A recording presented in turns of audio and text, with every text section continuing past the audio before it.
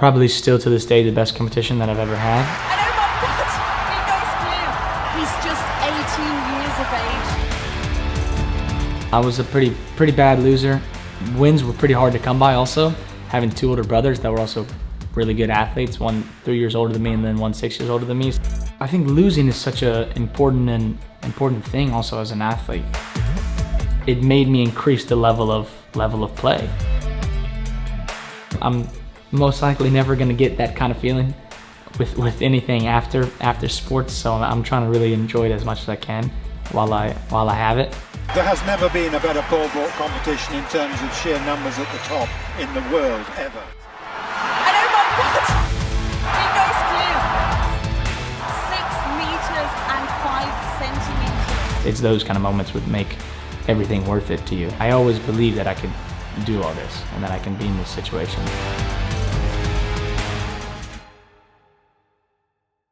I mean, I can barely even remember pole vaulting. I feel like it's been a part of my childhood since the very beginning. I mean, I started at quite a young age, at about 3 years old, which is about as early as somebody can start pole vaulting.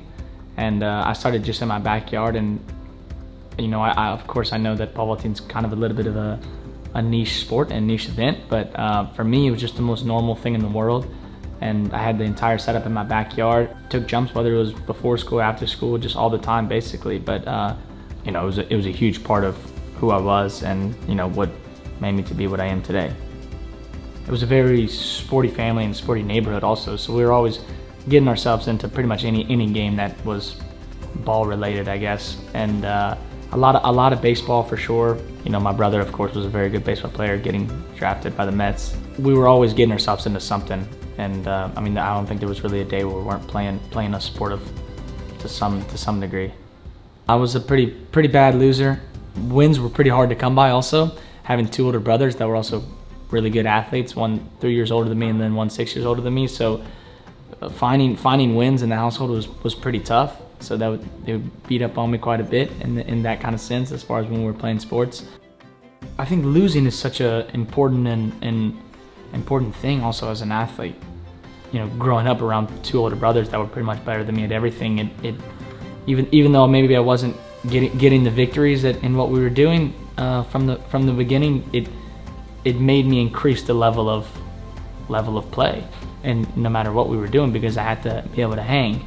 And I think that's so important when you're able to surround yourself with great competition, because if you want to be able to be in the mix, then you have to step it up no matter what. So, and I think that a lot of the times whenever you surround yourself with great people in whatever walk of life it may be, whether it's sports or whatnot, then I think that you kind of play to that level. And I was so fortunate enough to have two great older brothers that showed me the way, and I was able to follow as far as how to be a great athlete, and also how to be just a great man.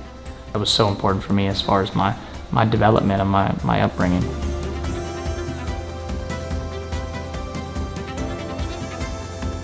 Berlin 2018 Euros was probably still to this day the best competition that I've ever had. And oh my God, he goes blue. 6 meters and 5 centimeters. Being able to jump 6 meters for the first time, jumping that 605 bar in such an insanely intense competitive competition also, where everybody was jumping at such a crazy high level. And I was, you know, just only 18 years old at the time too, which is pretty wild to think about. For Sweden, Mondo Duplantis. It was my first European champs. In some way, I didn't really know exactly what to expect. I think that kind of in a good way too. I was a little bit naive, and I was just gonna go in there and I was just gonna try to channel the energy of the insane crowd and just kind of use it to my advantage. This would be a world under 20 record, and it would move him in the lead. Oh my goodness, 595. I didn't have the competition that I wanted to have in 2017 at the World Champs, my first World Champs, so I had kind of this extra fire and motivation in me that I really wanted to release and let go of. I really wanted that 6 meter bar, and of course I wanted to go in there and win, but it wasn't going to be an easy task, of course, when you have the likes of, you know, former world record holder Renaud Lavillenie and the world record holder at the time also there competing alongside me. 2 men over 5 meters and 95.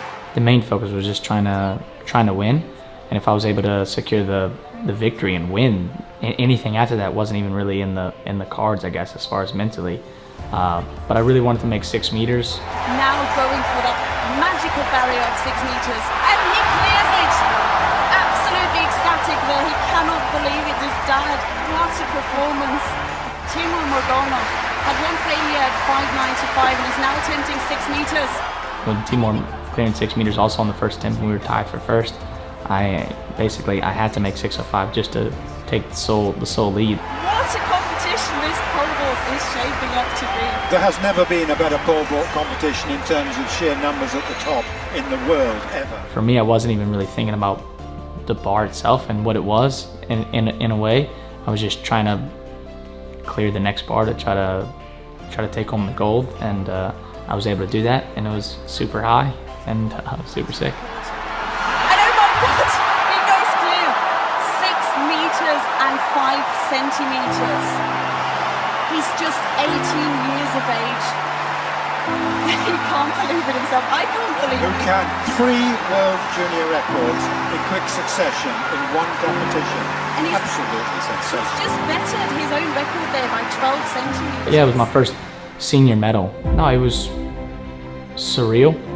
I mean, I still can basically remember every single little moment to this day, which is pretty crazy to think about. Just looking back on it, it's those kind of moments would make everything worth it to you, and all the sacrifice and all the hard work and everything like that. Just to have even one moment like that, like I had in Berlin, it just makes everything worth it.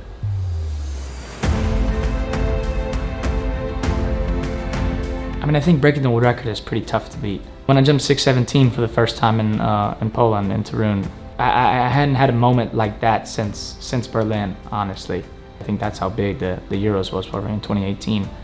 But breaking the world record for the first time was such a pretty unreal thing, especially growing up and, you know, watching the Bubka jumps and watching Renaud break the world record, and having Renaud as my biggest idol growing up, being able to then compete alongside him for the years that build up to that 2020 world record.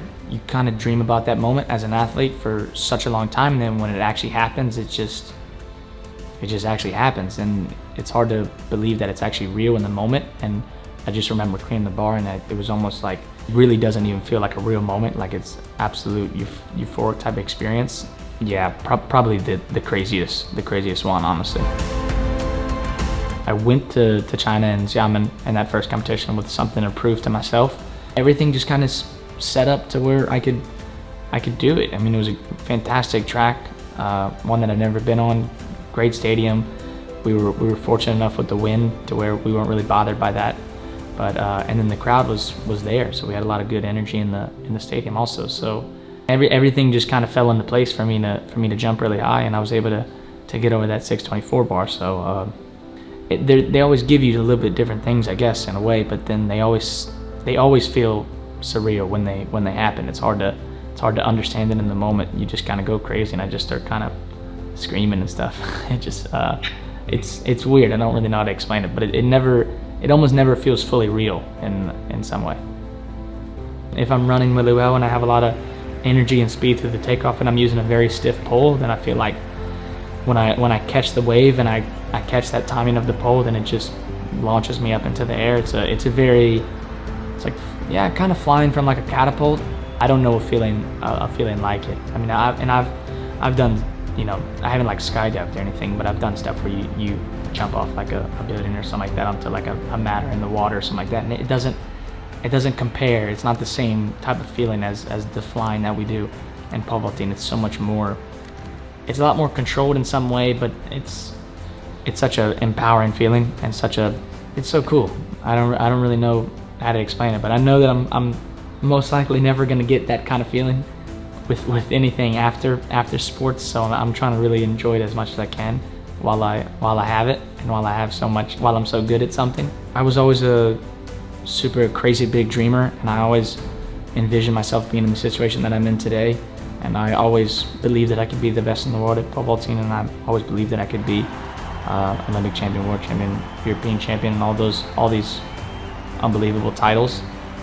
You know, when it actually happens, it's definitely more of a surreal feeling, and I'm very grateful for everything, the way that it's worked out. But I always believed that do all this and that I can be in this situation. So I think that cocky little 10-year-old me wouldn't be that surprised. Hello, I'm Leonardo Fabri, and you must subscribe to the European Athletics channel because otherwise I'm gonna fight you.